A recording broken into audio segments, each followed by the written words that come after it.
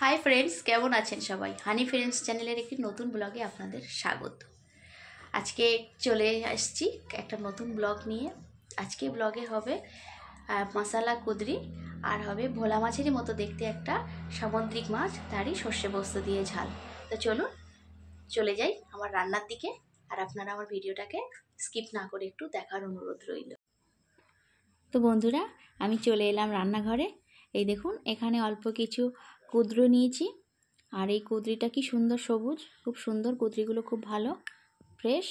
আর এখানে আমি কিছু ভোলা মাছেরই মতো এগুলো, আমি এই মাছের পার্টিকুলার নাম জানি না। এখানে সামুদ্রিক মাছ তো প্রচুর আসে, তো একটাই ভোলা মাছেরই প্রজাতি। তো এই ছোটো ছোটো মাছগুলো নিয়ে এসেছিলো, এটা খুব টেস্টি। এটারই আজকে সর্ষে পোস্ত দিয়ে ঝাল বানাবো।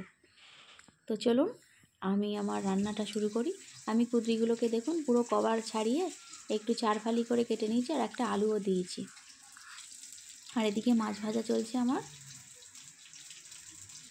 মাছগুলোকে আমি একটু বেশ ভালো করে ভেজে নেব, একদম যেন মাছগুলো নরম না থাকে, একদম শক্ত শক্ত হয়ে যাবে। আর এখানে শিলে দেখুন দুটো লঙ্কা, একটু সর্ষে আর একটু পোস্ত নিয়েছি, এগুলো আমি বেটে নেব। আর এদিকে ইন্ডাকশানে আমার একটু ডাল সিদ্ধ হচ্ছে। আমার মেয়ে আবার মাছ বা কুদরু খেতে চাইবে না, তাই ওর জন্য ডাল সিদ্ধ হচ্ছে।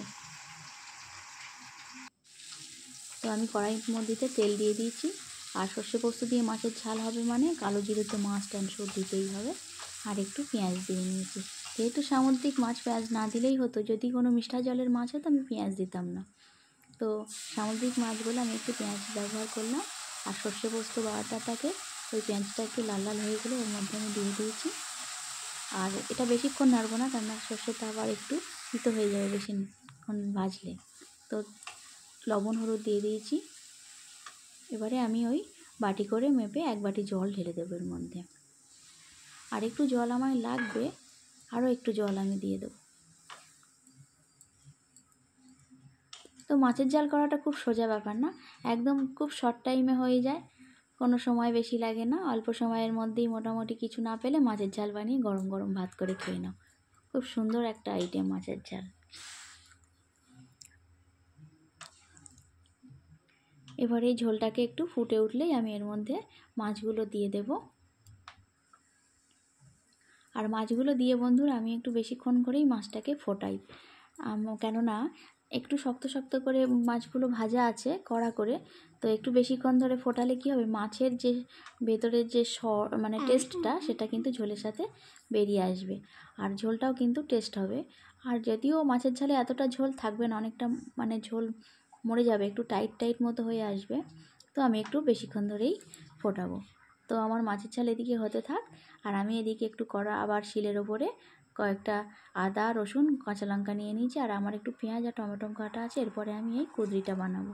আর এদিকে আমার ডালটাও দেখুন প্রায় সিদ্ধ হয়ে গেছে। আর এই ডালটার মধ্যে আমি একটু কাঁচা সর্ষের তেল, কাঁচা লঙ্কা আর একটু পেঁয়াজ দিয়ে দিয়েছিলাম। আর এদিকে আমার মাছের ঝালটা দেখুন ফুটছে। মাছের ঝালটা কিন্তু হয়ে গেলে আমি নামিয়ে নেব। আর এদিকে কড়াতে আবার একটু তেল দিয়ে দিয়েছি।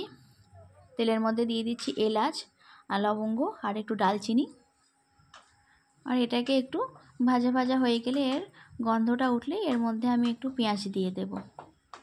আর আজকের কুদরিটা কিন্তু রান্না হবে সেই একই রকমভাবে, আমি এর আগের একটা ভিডিও দিয়েছিলাম কুদরি বানানোর, সেই রকমই হবে। কিন্তু আজকের আমি কুদরিতে কিন্তু একদম জলই দেবো না, যা কিছু এই মশলা দিয়েই একটু ঢাকা চাপা দিয়েই রান্না করব। তো আমার তেলের ওপরে পেঁয়াজটা দিয়ে দিয়েছি। পেঁয়াজটা একটু হালকা ভাজা ভাজা হয়ে গেলেই, লাল লাল হয়ে গেলেই, এর মধ্যে আমি সেই আদা রসুন এবং কাঁচা লঙ্কা বাটাটা আমি এই পেঁয়াজের মধ্যে দিয়ে দেব।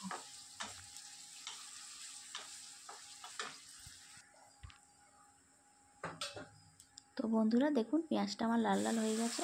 তো আমি সেই আদা রসুন এবং কাঁচা লঙ্কা বাটাটা একসাথে বেটে রেখেছিলাম, সেটাকে আমি দিয়ে দিলাম। আর আমি কিন্তু এরই মধ্যে একটু জিরে আর গোলমরিচ আমি বেটে নিয়েছি।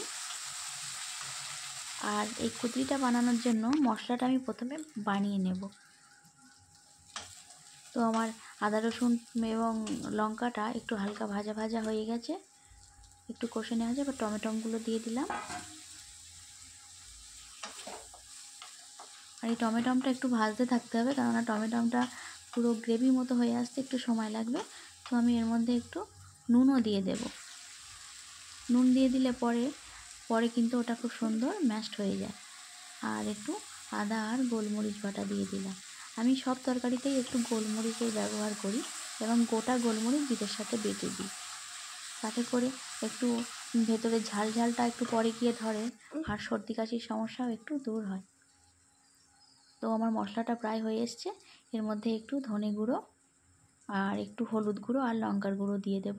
ধনে গুঁড়োটা আমি গুঁড়োটাই কিনে আনি, কেননা ধনেটা বাটার মতো সময় থাকে না, অনেক সময় লাগে ধনে বাটতে গেলে, ওই জন্য আমি জিরে আর গোলমরিচটা বাটি।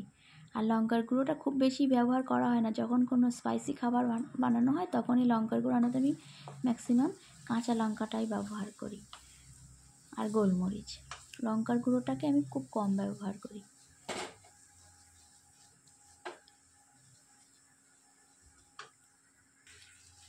আমার মশলাটা দেখুন বন্ধুরা হয়ে এসছে।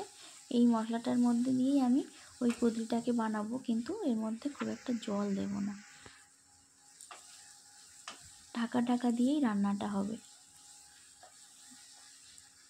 তো মশলাটা দিয়ে একটু তেল ছেড়ে দিয়েছে, এবারে আমি কুদরিগুলো দিয়ে দেবো।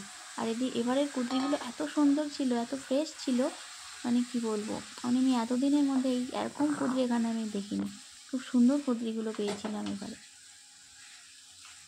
তো ভালো করে কুদরিগুলো মশলা দিয়ে মেখে নেব। আর এই কুদরির খাওয়ার উপকারিতা কিন্তু এর আগের ভিডিওতে আমি বলেছিলাম। এটা খুব সুন্দর একটা সবজি, যতই তুমি খাও না কেন এটা কিন্তু গ্যাস অ্যাসিডিটি এই ধরনের সমস্যা কিন্তু হয় না। আমাদের পেটের মধ্যে নাড়িকে এই কুদরি পরিষ্কার করে, যা জমে থাকা বর্জ্য পদার্থ বাইরে বার করে দেয়। খুব সুন্দর একটা সবজি এটা, আর এটার প্রচুর উপকারিতা। এটা যারা আগেও আমি একবার বলেছি, এটা যারা ডায়াবেটিসের পেশেন্ট আছে তাদের জন্য খুবই উপকার, তারা সপ্তাহে 1-2 বার খেতে পারে। আমি তো এটাকে যখনই পাই তখনই কিনে আনি। আর দেখুন বন্ধুরা, আমি ঢাকা দেওয়ার পরে একদম আমার কুদরিটা একটু নরম হয়ে এসেছিলো। এইভাবে একটু নেড়ে চেড়ে নিয়ে আমি এই কুদরিটাকে কিন্তু আবার ঢাকা চাপা দিয়ে দেব। কোনোরকমভাবে আমি জল ব্যবহারই করব না আজকে এতে। আর একটু টেস্টের জন্য চিকেন মশলাটা দিয়ে দেব।